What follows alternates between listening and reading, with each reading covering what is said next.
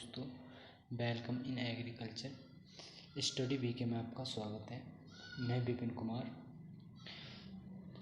आज हम इस वीडियो में जो पार्ट 2 है हमारा पशुपालन का, जिसमें हमने पार्ट 1 में 50 क्वेश्चन करा दिए हैं और अब हम 91वां क्वेश्चन इसे कराते हैं। और जिसने भी हमारा पार्ट 1 नहीं देखा वो पार्ट 1 ज़रूर देख लें, बहुत ही महत्वपूर्ण है। और अब बात करते हैं हम प्रश्न नंबर 51 की। प्रश्न नंबर 51 है, केंद्रीय भेड़ तथा ऊन अनुसंधान संस्थान कहाँ स्थित है। ये क्वेश्चन हमने पिछले वीडियो में जो ये आपको होमवर्क दिया था, तो मैं आशा करता हूँ सबको पता होगा आंसर। तो हम इसका आंसर बताते हैं। केंद्रीय भेड़ तथा ऊन अनुसंधान संस्थान कहाँ स्थित है, मखदूम में या आनंद नगर में या हैदराबाद में या अभिकान नगर में। तो जो केंद्रीय भेड़ अनुसंधान संस्थान जो है वो हैदराबाद में है। ऑप्शन नंबर सी सही है इसका। अब बात करते हैं प्रश्न नंबर 52 की। प्रश्न नंबर 52 है, निम्नलिखित में से कौन सी भैंस की नस्ल नहीं है। मतलब इनमें से भैंस की नस्ल कौन सी नहीं है। भदावरी, नीली, जाफराबादी, सूरती। जो भैंस की नस्ल नहीं है वो है नाली। नाली जो है ये भैंस की नस्ल नहीं है, तो हमारा ऑप्शन नंबर बी सही है। जाफराबादी भी भैंस की नस्ल है, और भदावरी भी और सूरती भी, ये तीनों भैंस की नस्ल है, लेकिन नाली जो है ये नस्ल नहीं है। अब बात करते हैं प्रश्न नंबर 53 की। प्रश्न नंबर 53 है कि रोमनथी पशुओं में जीवाणु द्वारा पाचन कहाँ होता है, कहाँ पर होता है। मतलब जो रोमनथी पशु में जीवाणु द्वारा पाचन कहाँ होता है, रोमेन में होता है या छोटी आंत में होता है या बड़ी आंत में या ग्रसनली में। मतलब जो जीवाणु द्वारा पाचन जो होता है वो कहाँ पर होता है, तो वो होता है ग्रसनी में। ऑप्शन नंबर डी सही है हमारा। बात करें प्रश्न नंबर 54 की। प्रश्न नंबर 54 है, निम्नलिखित में से पूंछ प्राय किस पशु की काटते हैं। जो पूंछ जो काटते हैं किस पशु की काटते हैं, सूअर की काटते हैं, गाय की, बकरी की या भेड़ की। पूंछ जो काटी जाती है किसकी काटी जाती है, वो काटी जाती है भेड़ की। ऑप्शन नंबर डी सही है इसका। अब बात करते हैं 55 की। प्रश्न नंबर, तो गाय के शरीर का तापमान सामान्यतः क्या होता है। ये क्वेश्चन बहुत महत्वपूर्ण क्वेश्चन है और ये पूछा जाता है हर बार एग्जाम में, तो इसलिए ध्यान से देखें इसे। तो गाय के शरीर का सामान्य तापमान क्या होता है, 98.4 फ़ारेनहाइट, 101.5 फ़ारेनहाइट, 107 फ़ारेनहाइट या 102 फ़ारेनहाइट। तो जो गाय का जो होता है वो होता है 107 फ़ारेनहाइट। ऑप्शन नंबर सी सही है इसका। अब बात करते हैं प्रश्न नंबर 56 की। प्रश्न नंबर 56 है कि दुग्ध शिशुओं में बहता है, दुग्ध या रक्त या दुग्ध एवं रक्त, उपरोक्त सभी जो दुग्ध शिराएं होती हैं उनमें क्या बहता है, तो उनमें दूध एवं रक्त बहता है। ऑप्शन नंबर सी सही है। बात करते हैं प्रश्न नंबर 57। प्रश्न नंबर 57, अंडे में प्रोटीन की मात्रा। यह क्वेश्चन भी बहुत महत्वपूर्ण है, इस पर स्टार लिख लो, ये पूछा जाता है। तो अंडे में प्रोटीन की मात्रा कितनी होती है, 16.5%, 11.5% या 8% या 12.1%। जो अंडे में जो होती है वो होती है 11.5%। ऑप्शन नंबर बी सही है इसका। बात करते हैं प्रश्न नंबर 58 की। प्रश्न नंबर 58 है, निम्नलिखित में से कौन सी भदावरी नस्ल नहीं है। भदावरी नस्ल कौन सी नहीं है, तो गंगातीरी या खेरीगढ़ या नागौरी या नीमांडरी। जो भदावरी की नस्ल नहीं है तो कौन सी नहीं है इसमें से, वह है ऑप्शन नंबर ए, गंगातीरी नहीं है। बात करते हैं प्रश्न नंबर 59 की। प्रश्न नंबर 59 है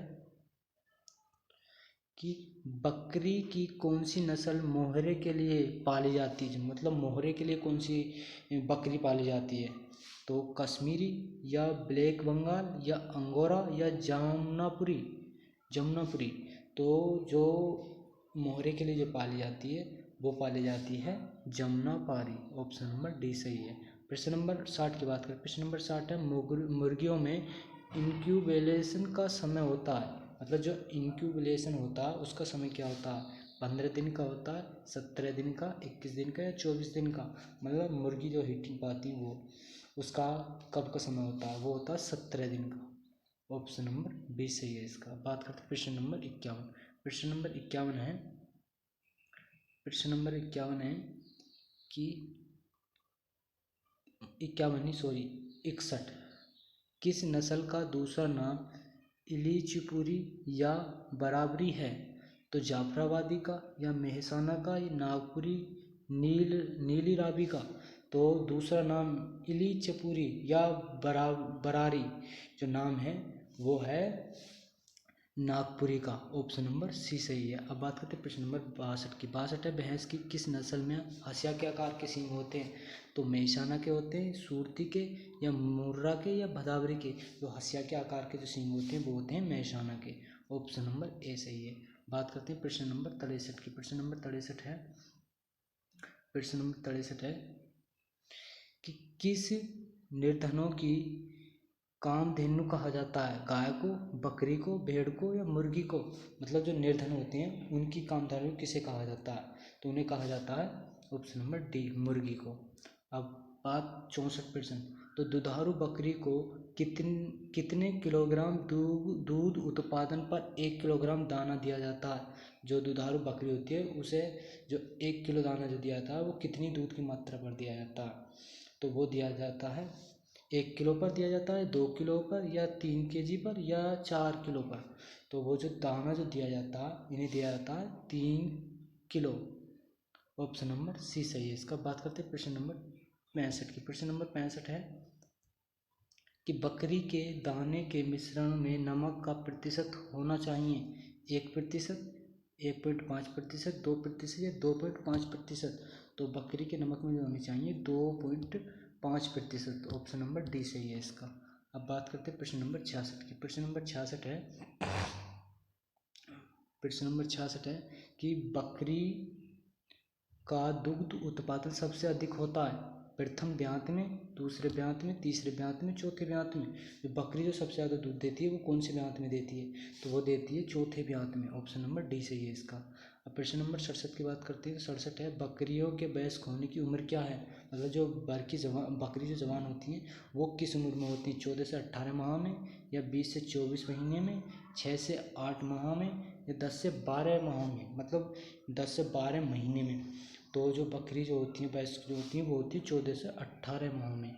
ऑप्शन नंबर ए सही है इसका। बात करते हैं प्रश्न नंबर 18। प्रश्न नंबर 18 है कि बकरी का औसतन जीवन काल होता है 6 से 8 वर्ष होता है, 8 से 10 वर्ष होता है, या 10 से 12 वर्ष, या 16 से 18 वर्ष। तो बकरी का जो जीवन काल जो होता है वो होता है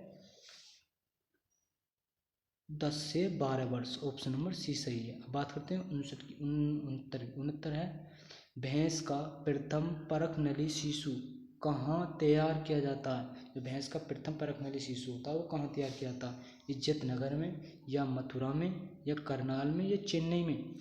तो जो तैयार जो किया जाता है वो किया जाता है चेन्नई में। ऑप्शन नंबर डी सही है, परखनली शिशु तैयार किया जाता है चेन्नई में। और अब बात करते हैं प्रश्न नंबर 70 की। प्रश्न नंबर 70 है कि निम्न में से कौन सा पशु अधिक वसा पैदा करता है? बकरी, भैंस, मतलब बकरी, गाय, भेड़, भैंस। तो जो अधिक वसा जो प्राप्त करता है वो करता है भैंस वसा प्राप्त करती है। Option number D.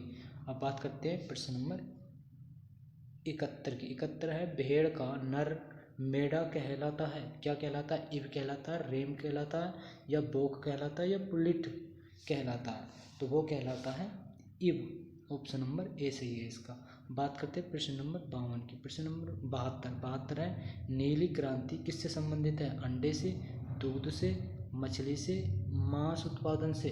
जो नीली क्रांति है ये क्वेश्चन पिछले वर्ष पूछा गया था, इसलिए इस क्वेश्चन को ध्यान से पढ़ें। ये क्वेश्चन पूछा जा सकता है 99%। 1% चांस है कि नहीं पूछा जाएगा, नहीं 100%, 99% चांस है कि पूछा जाएगा कि नीली क्रांति किससे संबंधित है। तो नीली क्रांति संबंधित है अंडे उत्पादन से। ऑप्शन नंबर ए सही है इसका। बात करते हैं प्रश्न नंबर 73 की। प्रश्न नंबर 73 है कि भेड़ का औसतन जीवन काल कितना होता है? 7 से 8 वर्ष, 10 से 12 वर्ष, 12 से 15 वर्ष, या 15 से 17 वर्ष। तो जो भेड़ का औसतन जीवन काल जो होता है वो होता है 7 से 8 वर्ष। Option number A. बात करते हैं प्रश्न नंबर 74। प्रश्न नंबर 74, बकरी के दूध में वसा का औसतन प्रतिशत मात्रा कितनी होती है? मतलब बकरी के दूध में जो वसा की मात्रा होती है कितने प्रतिशत होती है? 2 से 6%, 5.4%, 4.5% या 5.9%? तो कितनी होती है? वो होती है 5.9% बकरी के दूध में वसा पाई जाती है।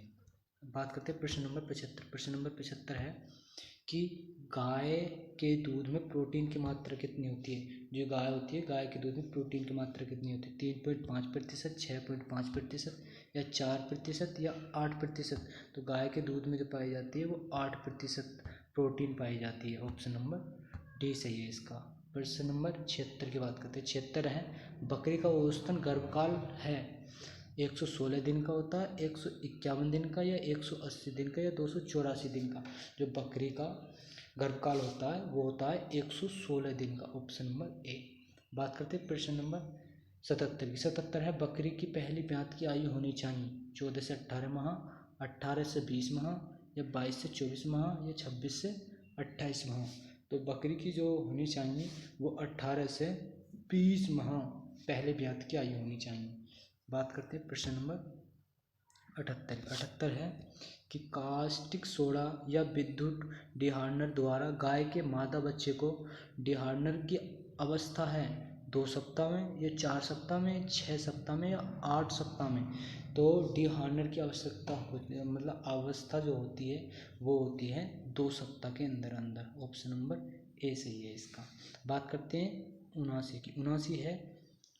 79 है कि बकरी की में कृंतक दांत का दूसरा स्थायी जोड़ा किस उम्र में निकलता है? जो बकरियां होती हैं उनका कृंतक दांत जो होता है वो कौन सी उम्र में निकलती हैं? तो 12 से 18 माह में या 24 से 26 माह में या 36 से 38 माह में या 48 से 50 माह में? तो जो दूसरा स्थायी दांत होता है वो निकलता है इनका 36 से 38 माह में निकलता है, 36 से 38 माह में।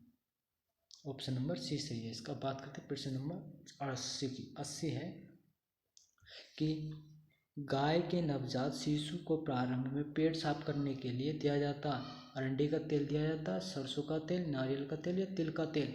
जो नवजात शिशु होता है उसके साफ करने के लिए जो दिया जाता है वो किसका तेल दिया जाता है? वो दिया जाता है अरंडी का तेल। ऑप्शन नंबर ए सही है इसका। बात करें प्रश्न नंबर 80 की। प्रश्न नंबर 80 है कि बकरों का बाड़ा बकरियों के बाड़े से कम कितनी दूरी पर बनाया जाना चाहिए? मतलब जो बकरों का बाड़ा होता है वो बकरियों की से कितनी दूरी पर होना चाहिए? 10 मीटर तक होना चाहिए या 8 मीटर, 16 मीटर या 24 मीटर? तो कितनी दूरी पर होना चाहिए? वो होना चाहिए 16 मीटर की दूरी पर। Option number C. बात करते हैं 82 की। 82 है, बकरी के दुग्ध में दुर्गंध किसके कारण आती है? फास्फोलिपिड्स के कारण या कैप्रिक एसिड के कारण या ब्यूटेरिक एसिड के कारण या ल्यूसीन के कारण? तो जो बकरी के दूध में से दुर्गंध जो आती है वो आती है फास्फोलिपिड्स के कारण। ऑप्शन नंबर ए सही है इसका। बात करते हैं प्रश्न नंबर 83 की। प्रश्न नंबर 83 है कि निम्न में से कौन सी ऊन वाली नस्ल नहीं है? चेंगू, गद्दी, चंगभांगी या सिरोही? मतलब जो ऊन प्राप्त नहीं करती वो कौन सी नस्ल है? वो है गद्दी। Option number B. बात करते हैं 84 की। 84 है, जमुनापारी नस्ल की बकरी का जन्म स्थान कहाँ? जो जमुनापारी है उसका जन्म स्थान कहाँ? मैनपुरी, इटावा या आगरा या अलीगढ़?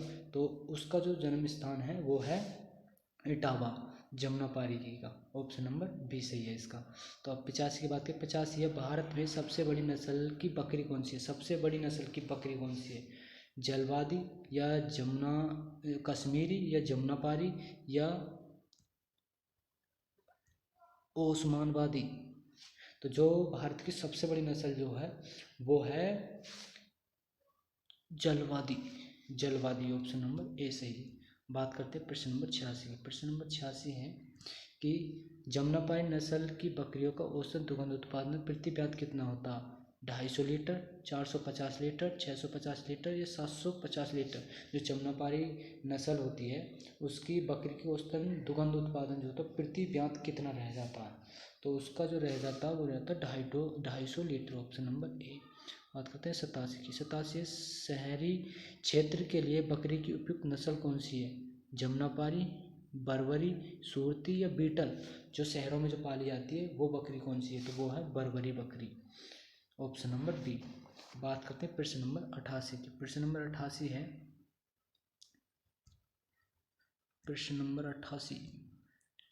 88 है कि कश्मीरी नस्ल की बकरियों के शरीर पर पाए जाने वाली महीन सिल्की बाल को क्या कहते हैं? पश्मीना, मोहरे या अंगोरा या पेलट्स। जो कश्मीरी नस्ल की बकरियां होती हैं उनके जो शरीर पर जो महीन सिल्क बाल की जो पाया जाता है उन्हें क्या कहते हैं? उन्हें कहते हैं पेल्टर, ऑप्शन नंबर डी सही है इसका। बात करते हैं 89 की। 89 भेड़ पालन में भारत का 20वें स्थान कौन सा? जो भेड़ पालन में उसमें भारत का स्थान कौन सा? प्रथम स्थान है, द्वितीय स्थान है, तीसरा स्थान है, चौथा स्थान। तो जो भेड़ पालन में जो है भारत का स्थान है प्रथम स्थान, ऑप्शन नंबर ए सही है। क्वेश्चन पूछा जा सकता है, महत्वपूर्ण है। बात करते हैं 90 की। 90 है, निम्न में से कौन सी भेड़ की नस्ल हिमालय क्षेत्र की नहीं है? गुरेज या करनाहा या भाखरावाला या बेलरी। बेलरी तो कौन सी नहीं है? वो है बेलरी, हिमालय नस्ल नहीं है, हिमालय क्षेत्र की नस्ल नहीं है। अब बात करते हैं प्रश्न नंबर 91 की। 91 प्रश्न है, भारतीय भेड़ों में सबसे ऊंची नस्ल है, जो भारतीय भेड़ है उसमें सबसे ऊंची नस्ल किसकी है? वो है गुरेज की या रामपुरी भूसियर की या हिसार डेल की या नेलोर की। तो सबसे ऊंची जो है वो है हिसार डेल की। अब प्रश्न नंबर 92 की बात करें, हिसार डेल भेड़ का संकरण, जो हिसार डेल है उसका संकरण किस प्रकार करा गया?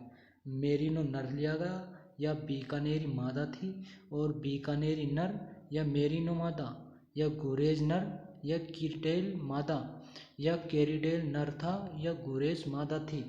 तो जो हिसार डेल थी उसमें जो है कीरेड का तो नर था और गुरेज की मादा थी।